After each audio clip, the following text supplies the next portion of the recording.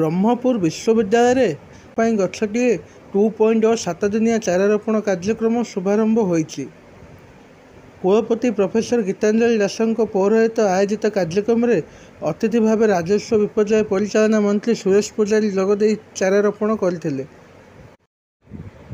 ସମ୍ମାନିତ ଅତିଥି ଭାବେ ବାଣିଜ୍ୟ ଓ ପରିବହନ ତଥା ଷ୍ଟିଲ ଓ ଖଣି ମନ୍ତ୍ରୀ ବିଭୂତିଭୂଷଣ ଜେନା ଯୋଗଦେଇ ଚାରାରୋପଣ କରି ପ୍ରଧାନମନ୍ତ୍ରୀ ନରେନ୍ଦ୍ର ମୋଦିଙ୍କ ସଂକଳ୍ପକୁ ମଜବୁତ କରିବାକୁ ଆହ୍ୱାନ ଦେଇଥିଲେ।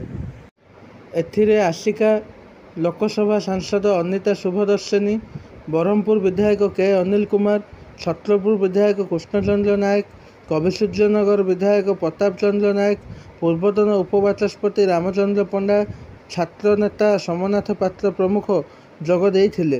ପିଜି କାଉନସିଲର ଅଧ୍ୟକ୍ଷ ପ୍ରଫେସର ସୁକାନ୍ତ କୁମାର ତ୍ରିପାଠୀ, କୁଳସଚିବ ସଚ୍ଚିଦାନନ୍ଦ ନାୟକ, ଯୁଗ୍ମ କୁଳସଚିବ ଡକ୍ଟର ବାବୁଜୀ ସାସମଲଙ୍କ ସହ ବିଶ୍ୱବିଦ୍ୟାଳୟର ଶିକ୍ଷକ ଅଣଶିକ୍ଷକ କର୍ମଚାରୀ ଯୋଗ ଦେଇଥିଲେ।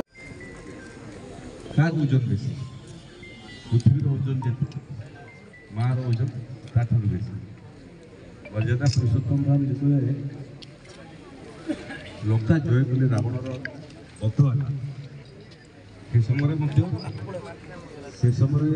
ଦକ୍ଷିଣ ଓଡ଼ିଶାରୁ ସନ୍ଦେଶ କୁମାର ସାହୁଙ୍କ ରିପୋର୍ଟ, ଓଡ଼ିଶା ଦର୍ପଣ ନ୍ୟୁଜ୍ ଚ୍ୟାନେଲ।